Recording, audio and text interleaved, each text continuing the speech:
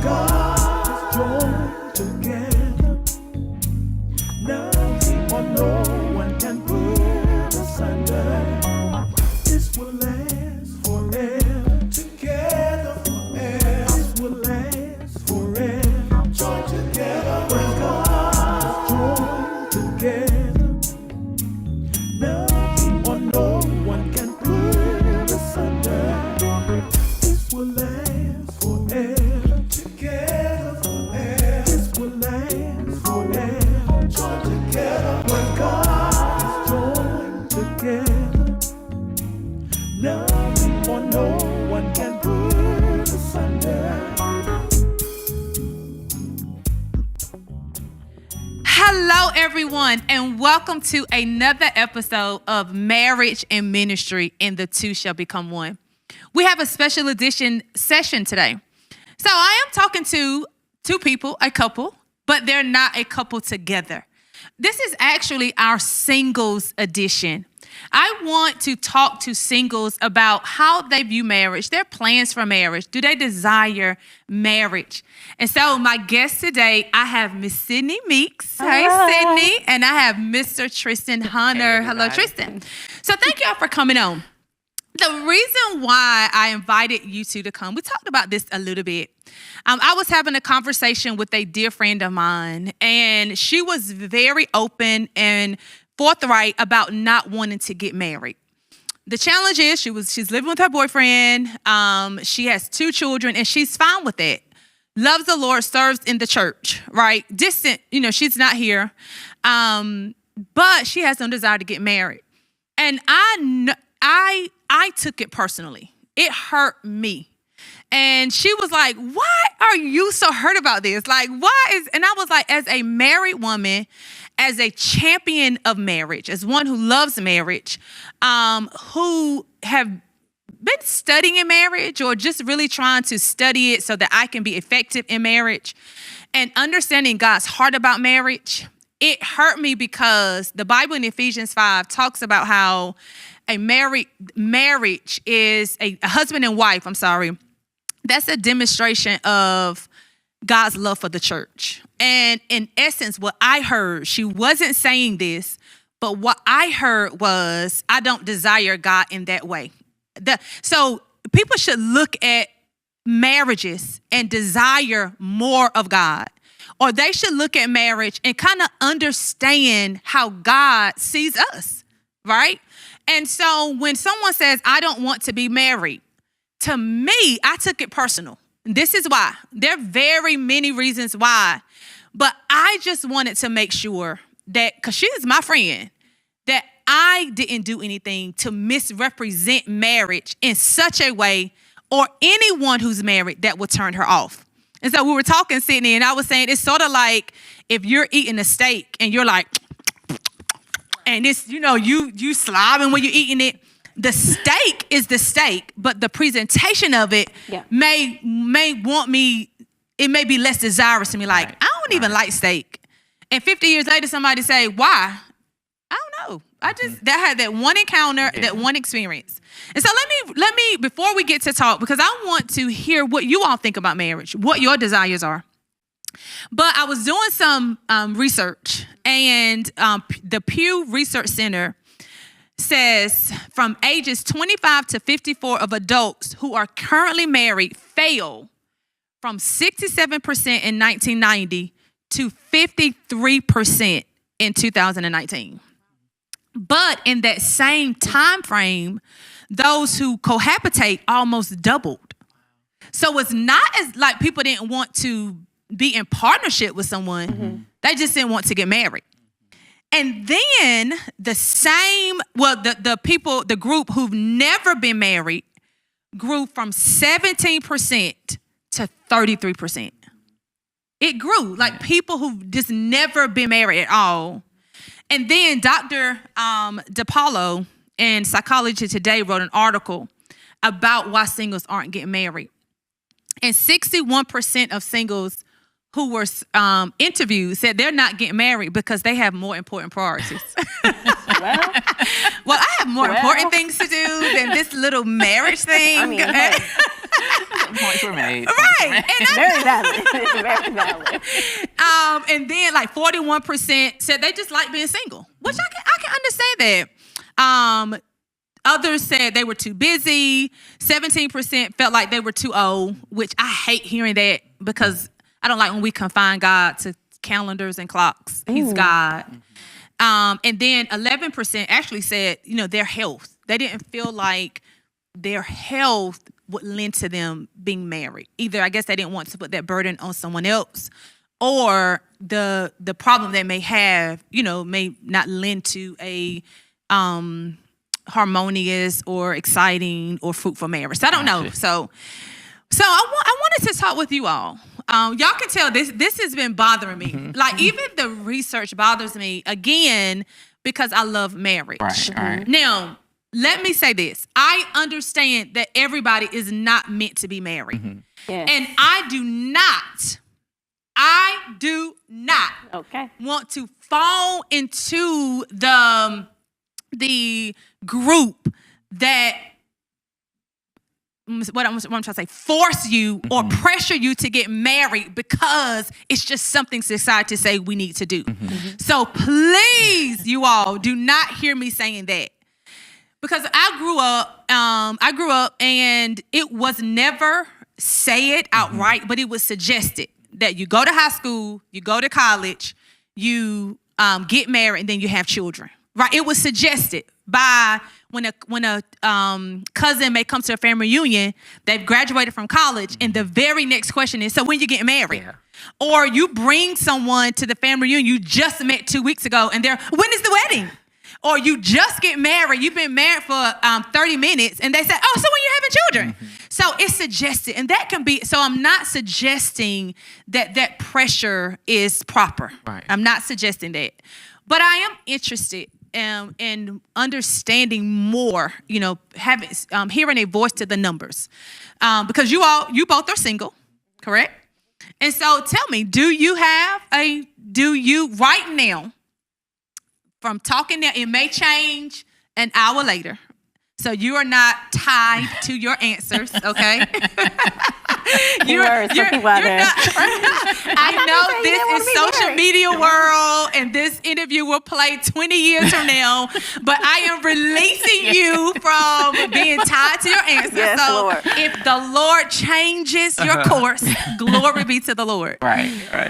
So I understand that things change, but right now, this second, how do you feel about marriage? I'm indifferent about it. So I think marriage is sacred. I think marriage comes with a really big commitment. And I'm not sure if I'm ready to oblige to that commitment or that covenant or that sacredity of it. I don't know if I want to do that yet. Okay. I have my reasons. We can get into that. What about you, Tristan? Yeah, so I think I'm in a similar boat with Sydney, but I'm more so like if Sydney's indifferent, I'm on the side of no. Oh, so, wow, okay. so I'm more no leaning with the possibility. And I think for similar reasons, because I do see marriage as like a sacred thing. I do see it as something that's like, if you're going to do it, it's something you should be serious about. And more importantly, it's like all of the things that go into a marriage, whether it be the people, the resources, the things, the lives coming together. When you put all that stuff together, that's not something you want. You're not playing house at that point. Yes. You're not playing house. Okay. You are like combining your lives together and you're becoming one in a sense, both like, of course, in a spiritual sense, but in a physical realm too. Everything just kind of merges together. So for me, it's such a serious thing. It's kind of like I would rather just put that over there and let somebody else enjoy it and partake in it because it's like too serious for me. Right. I understand that. So Tristan, how old are you? 26. And Sydney? 26. 26. Okay, so you both are 26. And so I love your answer and the respect you have for marriage. You understand that it's sacred. Because I find that not too many young adults understand, because I didn't. To be honest, I got married at 26. Now, I feel like I am married to the man the Lord has for me. Now, could we have waited? I think we could have. I felt like both of us experienced some growing pains where the Lord had needed to grow us up in areas and it caused pain to one another. And if we had grown up in it, because to be honest, I looked at marriage, at 26, I didn't understand it like y'all do. I'm very impressed, and I can't wait to hear more about what has shaped your view of marriage. But at 26, I looked at marriage as like, I love him, he love me. He fine, he think I'm cute. You know, we get to have sex and not feel, you know, we got to be on your knees for 30 minutes afterwards, like, Lord, please forgive us. Ain't gonna do it again. And then it's like 2 set of incomes paying for 1 set of bills. Okay. Like, what could go wrong until you're in it and things go wrong? You're like, oh my God, what is this? This sounds like a really great idea. Right. And so I never thought of marriage as a ministry, and that is sort of what has driven this broadcast, just so that to help shape the view of marriage. It is not just playing house, but so many times, and I'm witnessing several young adults that are connected to me, you know, very close relationships with me, that are going through a divorce after 2 years of marriage, or, you know, a year of marriage, or 3 years of marriage. And it's hurting me. And it's like, well, I don't want to do that anymore. You know, we're done with this, and we don't understand the sanctity of it. What shaped your, I'm very intrigued, like, what shaped you all's view of marriage? So for me, it was my parents' marriage. So my parents got divorced in 2015. Now, if y'all know our story, they're engaged now, again. But it was a struggle. And so I just know, so when they were officially divorced in 2015, so that means my senior year and freshman year of college, they were separating, and I found out everything, literally every detail, which I probably shouldn't have known those things, right? But I think my mom just wanted to be transparent and honest with me, which I appreciated, because before then, I looked at my parents as superheroes. Wow. I thought they couldn't do anything wrong. I didn't really even look at them as human. Wow. Which I had to realize, and I tell people this all the time, that just because my parents divorced doesn't mean they're not my parents. Right. So their marriage and what they go through in their marriage, I don't have to let it directly affect me, because my parents still love me, right? So they're not going to change their behavior because they're divorcing. Right. Which took a minute for me to understand. But once I saw the humanity in them, I realized, oh, these are 2 imperfect people that just happen to get married and have children. Wow. And what they went through in their marriage is what they went through. That's something they both, you know, signed up for, stayed however long they wanted to in it. But I just wasn't sure if I was ready to get into it and then stay as long as my mom did. They were together, I think, 22, 23 years before they got married, before they got divorced. Now, luckily, prayer changes things, you know. God brought them back together. But, you know, not every marriage that ends in divorce happens that way. And so I just wasn't, I'm still not too sure if I want to have to go through that. Because right now, if I were to get married and have to get divorced, I ain't going through that again. Ain't nothing again. No. So I'm going to say this to Mr. and Mrs. Meeks, your mom and dad. You all have to come on Marriage and Ministry. We want to hear your story. So if they don't hear this, please let them know. Okay, I will. They need to come on Marriage and Ministry. We want to hear their story about, because I think that is very interesting. And so, Tristan, what shaped your view on marriage and just your understanding of the sanctity of it? So I think it's 2-part for me. A lot of it, the foundation of it was family, and seeing in family. And that wasn't always like, oh, this is what I know a marriage should look like. Sometimes it was, this is what I know a marriage shouldn't look like. You know, when I was 15 or 16 was when my parents divorced. They had been together. They were dating for 10 years, and then they were married, I want to say 7 years after that.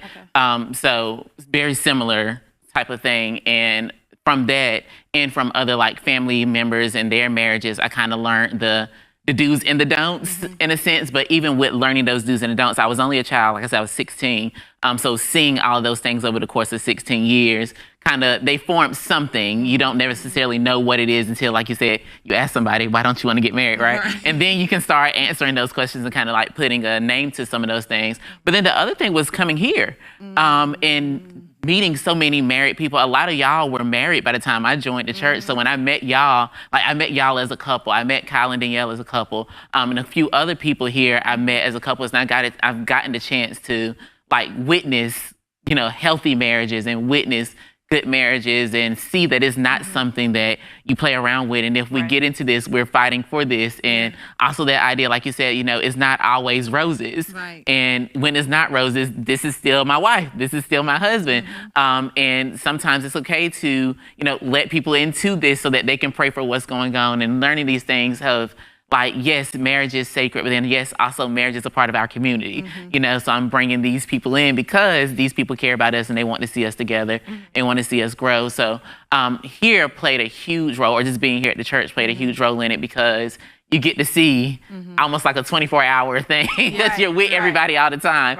So you kind of get to see how those things happen. And I think family played a really big part of the foundation too. So kind of merging those two together have kind of shifted and formed my perspective of this is what marriage is, and also the reason why I'm like, this is too serious for me, and somebody else got to do it. Right. And I'm going to ask some questions. We're going to talk on the stage about this because I've been married for 17 years. And like I said before, I think if I were to do it over, it would be to Jason. It's my boo. But, we may have waited. Till we get a little older, a little mature, our mindset is developed about understanding marriage. Right. So help me understand, and this is not a direct question to you. Right now, I'm giving you license to try to be the voice for 26-year-olds, young adults. Oh, this is our moment. This is your moment. This is your moment. Whatever. To try to be the voice. And if you are chiming in and you put your comments in, we want to hear from you. This is truly a conversation. Right. It's a non-judgmental zone. I just want to understand. Non-judgmental zone. Look, type that. Look at your neighbor and say, this is a non-judgmental zone. Type it in the comments. I guess what I'm trying to understand, as I have grown in my relationship with Christ, and a lot of times we are not afforded that opportunity before we get married to really be intentional. My marriage, the challenges I'm having in a marriage, has really drove me to seek out the Lord. So a lot of times we're not afforded that opportunity. Or we don't seek it out. Let me say that. We're afforded it, but we don't seek it out. Help me understand about people don't want to get married, but they enjoy the benefits of marriage.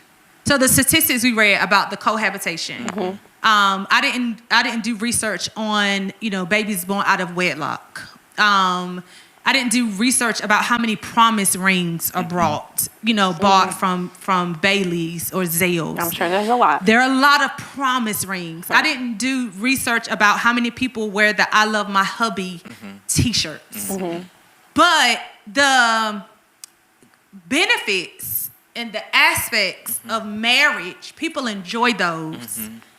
And some of those are offensive or contrary to our stance as a Christian. Okay. So fornication, for example. So babies are born because you have sex. And if they're born out of wedlock, that means you're having sex before you get married. So talk about that. And again, like I said, I'm not judging. I just want to understand, because people don't want, like you said, they don't want to make the covenant. But they love the cuddling. They love the other things that come with it. So talk to me and help me understand that. I think a large part of it is people don't understand the covenant. Okay. Right. Yeah, so I know that marriage is a serious thing, right? But if you were to ask me right now, and let's say 2 minutes ago I changed my answer, I said, yes, I do want to get married. And you say, okay, well, Tristan, what is the role that you and your wife should be playing inside of the house, or what does God look like in that relationship? I'm gonna tell you, I don't know what it's supposed to look like. Right. But it's like part of that doesn't take away from the fact that, I still want me and the woman that I'm living with, or my fiance or whatever, to be in the house together. Okay. So it's like I still want her in the house, but I don't understand the covenant. And because I don't understand the covenant, I either can lean into that misunderstanding and try to like figure out, or I can completely ignore all of these rules, all of these things that I know are the truth and things that I should live out as a Christian, and just say, well, fiance or girlfriend, me and you are going to continue to live together. We're not going to get married, but we're just going to do all the things that married people do, and it's going to be what it is. And all of that roots from a misunderstanding of the conduct or the covenant, excuse me, and I just don't understand it, and I don't make an effort to try to understand it. The other part of that is that I feel like, people just don't care about it. Yeah. It's just one of those things where it's like, that's what I was going to say. Because people can pick and choose, or people try to pick and choose, like what biblical principles can apply to their life. So it's like, oh, I'll like clap all of these things when y'all are preaching on Sunday, but the moment y'all start talking about somebody living together, I don't know who they're talking to and what they're talking about. So I think a large part of it is I don't understand these, like the covenant or the sanctity of marriage, but then also I don't care to understand it either, because like you said, it's not like the resources aren't there to understand it. It's just I haven't made the effort toward it. And one more thing, then I'll be quiet. I think is fixing it once you do it. So it's like me and my girlfriend are living together, and we've been living together for 2 years. And we start going to church and we start having these conversations about, oh, when are y'all getting married? When are y'all doing all these things? And it's like, oh, snap. But we're already living together. We already split the bills the way we're supposed to be splitting them. We're doing all the things that married people do. So it's like, well, what needs to change? Or how do I like fix those things so that we can get to this place? Right. And then that becomes a headache. So it's like, well, I'd rather just keep doing what I'm doing, because life is already set in that way for me if I've already set up all these things. So it's easier to just kind of like stay with the groove than to try to jump off track and fix it on another track. What I found is, I think, alluding to what you were just talking about, if it's not broke, don't fix it. So I think a lot of people think like what you just said, but also what if the situation is, well, if I were in a relationship and me and my boyfriend were staying in the same house together, what would happen if I wanted to fix it the right way, the godly way, and he didn't? But I envisioned, this life with this person. I've started essentially you started your life with this person. What's gonna happen then, right? You're probably gonna break up, right? If you both seek out what you truly want out of the relationship. So I think people are just like, would rather settle than have to actually confront that issue, which is kind of sad, because it's also like, if you're single, don't settle. Just So there's more. I don't want them to hear us listing sins. Oh, y'all are fornicating, y'all are cohabitating, y'all are doing this, because the sin list could go on and on. Right, we could have another show where I'm sitting here and people are listing sins. Right. So I'm not saying that, but as we talk about marriage, I think it's that covenant. And it's not really the commitment, because if you have people who have been dating for a long time, and not to highlight your situation, but you talk about your parents dating for 10 years and then only being married for 7. Right. I mean, I know of a young lady, she and her husband were dating for 10 years. They were engaged. They bought a house together and everything. And then when she found out that he was not being faithful, and they had to split because they had so much together, had bought a house together, bank accounts joined, the breakup was more painful than it had to be. Like, oh, you disrespecting me? It could have been deuces. Let me pack my little duffel bag and I'm out starting my life again. Right. But it had to drag out because both names on the house. Both names on the bank account. Both names. And so the thing is, they were living married, but didn't necessarily make that commitment. And so you had to go through more pain than you really would have to when that was discovered. And so I guess my heart just kind of break for individuals who, as Sydney said, you realize, wow, I'm in this situation. We want two different things. Let me settle for this. And then they still get hurt in the process. Yeah. When you could have not settled, allow the Lord to heal your heart and you move on and just see what's out there. What are your thoughts about that? Yeah, I think, one, I'm thankful for the parents that I have, because I just bought a house recently, like almost a year ago. And there would be no way, literally no way, that I'm dating someone and his name get put on the mortgage without a marriage. This is not happening. Something gotta go there. Like, not This so. is not happening. It's just not happening. And if I were to find out, oh my gosh, the way Melanie Meeks would be on my tail. Yeah. So I think if you're going to be in a situation like that, you have to really be smart in the financial aspect, because like you said, it could be a long drawn out thing. And it's more like a divorce than it is just a breakup. And I know me, I just want to be done. Right. Like, Pack my duffel bag. if I wanted to go through a divorce, I would have been and go on to the club. Right. Or out. I'm sorry, out. Go out. No, it's okay. You can say club. Oh, club. I can say club. You know, someone may be watching this. So go to the club. but I think, you know, if I wanted a long drawn out thing, instead of just a breakup, I would have gotten married. Yeah. You know? So I think you also have to be smart. Single people have to be smart when it comes to, you know, deciding, you know, if you're going to settle in this, you know, making sure that all your affairs are in order, because again, you are not married. So when a situation arises where you do need to leave, it needs to be a swift on breeze. Yeah. Well, you know, I thought about, as you were talking, like from I guess like a spiritual standpoint, you know, Alicia, she told us this quote, or she shared a quote with me like years ago. We were in college when she shared it. And it's this idea of like, you know, the thing about getting something out of God's will is that you have to stay out of God's will to keep it.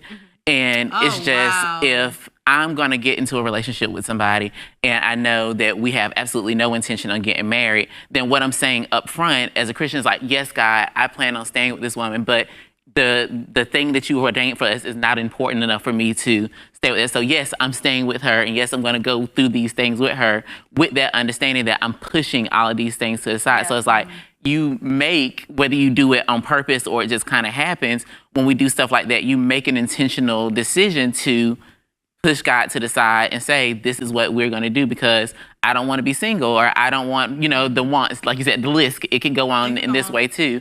And when you do those things, it has those long-term effects. So it's because I did something that, you know, God didn't necessarily ordain. He may have allowed it to happen, but he didn't ordain it. And it's like, well, now 10 years, 20 years, 30 years from now, I'm paying for this.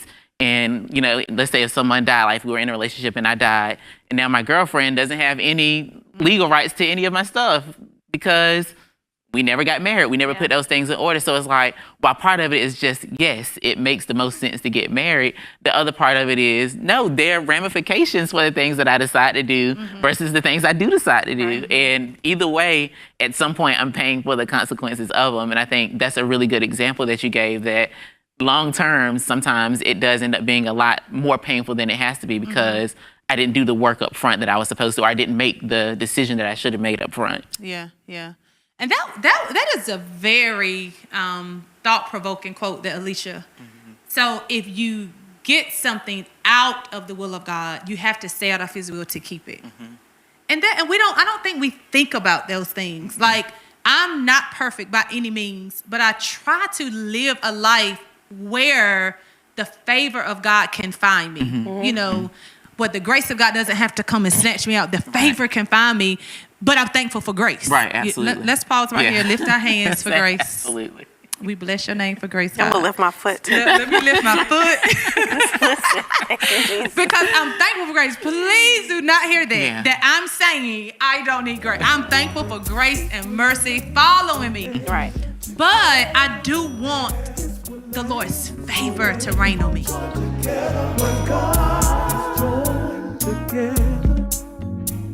Together.